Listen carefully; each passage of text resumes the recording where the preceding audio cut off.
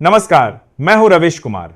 आज की इस भीड़भाड़ भरी खबरों की दुनिया में हम आपके लिए लाए हैं शोर के बीच सच की साफ आवाज। हमें बताया जाता है कि सब ठीक है, लेकिन सवाल वही है, क्या वाकई सब ठीक है? आइए आज की खबरों को समझते हैं और महसूस करते हैं कि देश की असली तस्वीर कैसी दिखती है। और हां दोस्तों, आप हमारा ये वीडियो कहां से देख रहे हैं, कमेंट में जरूर बताइए। वीडियो को लाइक करें और चैनल को सब्सक्राइब करें। तो चलिए शुरू करते हैं आज की पहली खबर। हिमाचल प्रदेश कैबिनेट ने पंचायत चुनावों को लेकर महत्वपूर्ण निर्णय लेते हुए प्रशासनिक तैयारियों को गति दी है। बैठक में धर्मशाला में प्रस्तावित जिपलाइन परियोजना को मंजूरी मिली, जिससे पर्यटन को बढ़ावा मिलेगा। इसके साथ ही सरकारी विभागों में नई भर्तियों का रास्ता साफ हुआ है। कैबिनेट के फैसलों से रोजगार सृजन, स्थानीय विकास और आर्थिक गतिविधियों में तेजी आने की उम्मीद जताई गई है।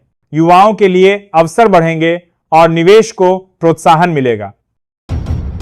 राजनीति में बयानबाजी तेज करते हुए लालू प्रसाद यादव की पुत्री रोहिणी आचार्य ने मुख्यमंत्री नीतीश कुमार पर तीखा हमला बोला।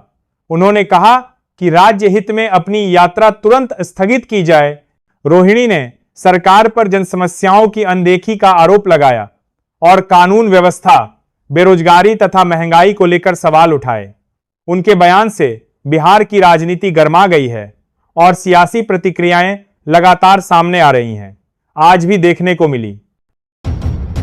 मानहानि केस में राहुल गांधी की ओर से पेश वकील ने अदालत से अपनी दलीलें रखने के लिए अतिरिक्त मौका मांगा। कानूनी प्रक्रिया के तहत अदालत ने अनुरोध स्वीकार करते हुए सुनवाई स्थगित कर दी।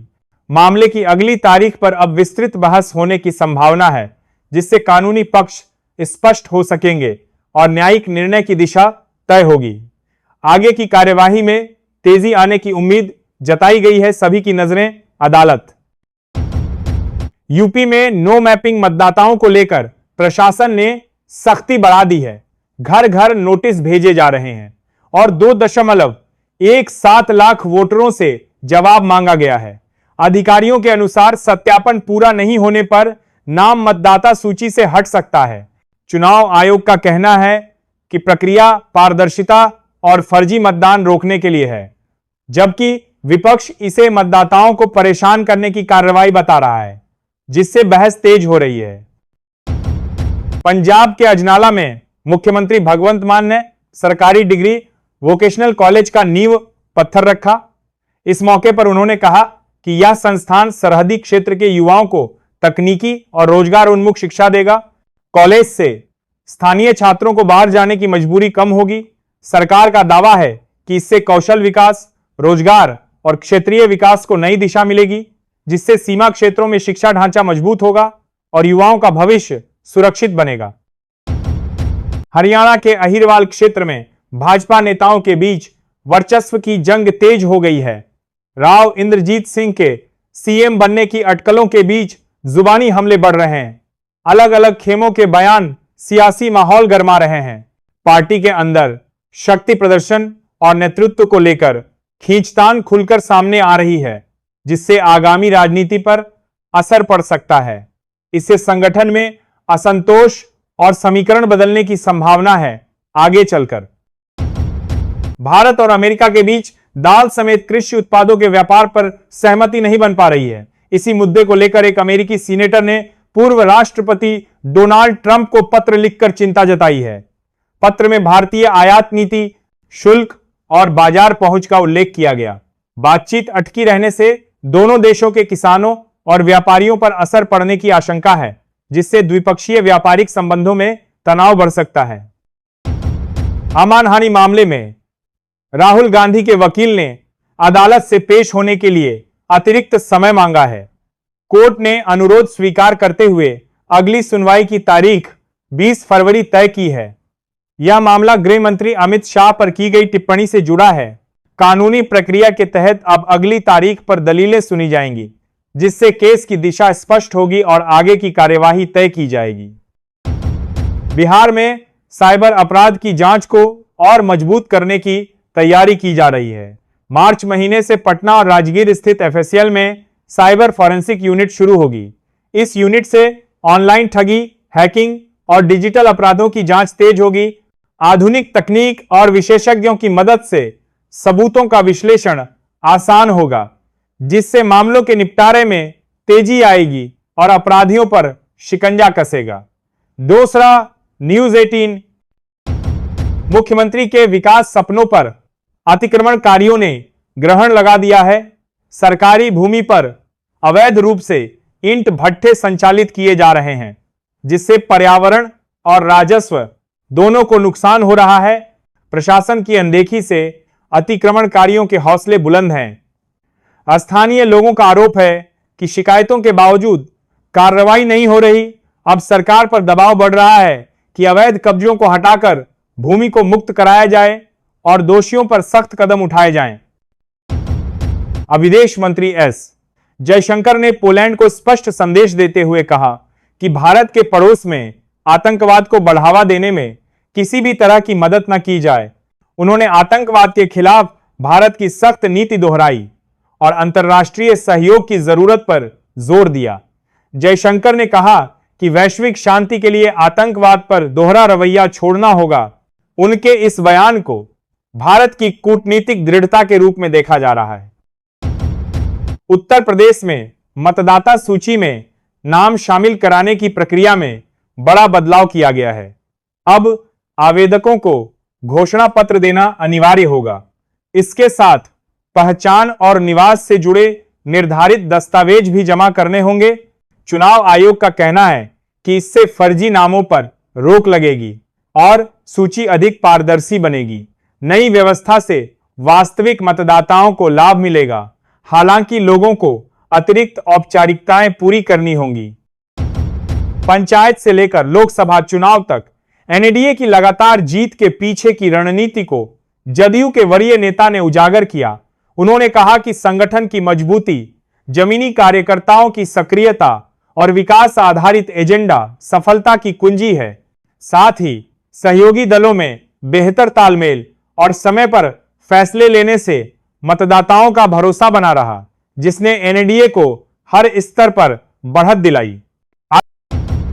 मुख्यमंत्री नीतीश कुमार ने सीतामढ़ी को 554 करोड़ रुपए की विकास योजनाओं की सौगात दी। इस दौरान उन्होंने कहा कि अगले 5 वर्षों में बिहार को विकसित राज्य बनाने का लक्ष्य है। योजनाओं में सड़क, शिक्षा, स्वास्थ्य और आधारभूत ढांचे से जुड़े प्रोजेक्ट शामिल हैं। मुख्यमंत्री ने भरोसा दिलाया कि इन कार्यों से रोजगार बढ़ेगा और क्षेत्र के लोगों के जीवन स्तर में सुधार होगा। आबीएमसी चुनावों में सत्ता से दूर रहने के बावजूद उद्धव ठाकरे की शिवसेना खुद को मजबूत विपक्ष के रूप में स्थापित करने की तैयारी में है। पार्टी का फोकस जनमुद्दों, नगर प्रशासन की जवाबदेही और सरकार की नीतियों पर आक्रामक रुख अपनाने पर रहेगा। नेताओं का मानना है कि प्रभावी विपक्ष की भूमिका निभाकर जनता के बीच भरोसा बनाया जा सकता है, जिससे भविष्य की राजनीतिक जमीन मजबूत होगी और संगठन को नई ऊर्जा मिलेगी। भारतीय जनता पार्टी में नए युग की शुरुआत के संकेत देते हुए नितिन नवीन ने राष्ट्रीय अध्यक्ष पद के लिए अपना नामांकन दाखिल किया है। पार्टी सूत्रों के अनुसार उनका निर्विरोध चुना जाना लगभग तय माना जा रहा है। संगठनात्मक अनुभव और सक्रिय भूमिका के चलते उन्हें यह जिम्मेदारी मिलने की संभावना है, जिससे पार्टी की रणनीति, विस्तार और आगामी चुनावी तैयारियों को नई दिशा मिलने की उम्मीद जताई जा रही है। कर्नल सोफिया कुरैशी मामले में सुप्रीम कोर्ट ने मध्य प्रदेश सरकार से अहम सवाल पूछा है। अदालत ने जानना चाहा कि संबंधित मंत्री के खिलाफ मामला चलेगा या नहीं और अब तक क्या कार्रवाई की गई है। कोर्ट ने मामले की गंभीरता को देखते हुए जवाब मांगा है। इस टिप्पणी के बाद राज्य की राजनीति और कानूनी हलकों में हलचल तेज हो गई है और सरकार की भूमिका पर निगाहें टिकी हैं। ग्रीक बंद। मिडिल ईस्ट में बढ़ते तनाव के बीच संयुक्त अरब अमीरात के राष्ट्रपति भारत दौरे पर दिल्ली पहुंचे हैं। उनके प्रधानमंत्री नरेंद्र मोदी के साथ व्यापार, रक्षा सहयोग और ऊर्जा क्षेत्र पर अहम चर्चा होने की संभावना है। दोनों देशों के बीच रणनीतिक साझेदारी को और मजबूत करने पर जोर रहेगा। यह दौरा क्षेत्रीय सुरक्षा, निवेश और द्विपक्षीय संबंधों के लिहाज से काफी महत्वपूर्ण माना जा रहा है, जिस पर अंतर्राष्ट्रीय समुदाय की भी नजर है। भाजपा के राष्ट्रीय अध्यक्ष चुनाव में उत्तर प्रदेश की भूमिका बेहद अहम मानी जा रही है। संगठनात्मक समर्थन के चलते नितिन नवीन का निर्विरोध अध्यक्ष चुना जाना तय है। पार्टी सूत्रों के अनुसार यूपी समेत कई राज्यों के नेताओं ने एकजुटता दिखाई है। नए नेतृत्व से संगठन को मजबूत करने, चुनावी रणनीति को धार देने और आगामी राजनीतिक चुनौतियों से निपटने की उम्मीद जताई जा रही है। इनेलो नेता अभय सिंह चौटाला ने भाजपा पर तीखा हमला बोलते हुए दावा किया कि 2029 में पार्टी का हरियाणा से सुपड़ा साफ होगा। उन्होंने कहा कि इनेलो राज्य को भयमुक्त बनाने के लिए संघर्ष करेगी। चौटाला ने कानून व्यवस्था, किसानों और युवाओं के मुद्दों को उठाते हुए जनता से समर्थन मांगा। उनके बयान से हरियाणा की राजनीति में हलचल तेज हो गई है। दिल्ली ही नहीं बल्कि देश भर में कानून व्यवस्था के मुद्दे को लेकर मुख्यमंत्री आतिशी ने केंद्रीय गृह मंत्री अमित शाह को पत्र लिखा है। उन्होंने बढ़ते अपराध, महिलाओं की सुरक्षा और आम नागरिकों की चिंता का उल्लेख करते हुए मुलाकात के लिए समय मांगा। आतिशी ने कहा कि केंद्र और राज्यों के बीच बेहतर समन्वय से हालात सुधर सकते हैं। पत्र के बाद राजनीतिक हलकों में चर्चा तेज हो गई है और इस मुद्दे पर सरकार के अगले कदमों पर नजरें टिकी हैं। आज समाजवादी पार्टी में अंदरूनी कलह खुलकर सामने आ गई है। पार्टी प्रभारी की मौजूदगी में विधायक शहजिल और सुल्तान बेग आपस में भिड़ गए, जिससे बैठक में अफरा तफरी मच गई। दोनों नेताओं के बीच तीखी बहस और आरोप प्रत्यारोप से कार्यकर्ता सन्न रह गए। इस घटनाक्रम ने संगठनात्मक अनुशासन पर सवाल खड़े कर दिए हैं। पार्टी नेतृत्व के लिए यह चुनौती बन गई है कि वह मतभेद सुलझाकर एकजुटता कैसे बनाए रखे। अमोदी नगर से नम्रता त्रिपाठी को मेयर प्रत्याशी बनाए जाने का फैसला लिया गया है। यह निर्णय पलामू जिला व्यवसायिक संघर्ष मोर्चा की बैठक में सर्वसम्मति से किया गया।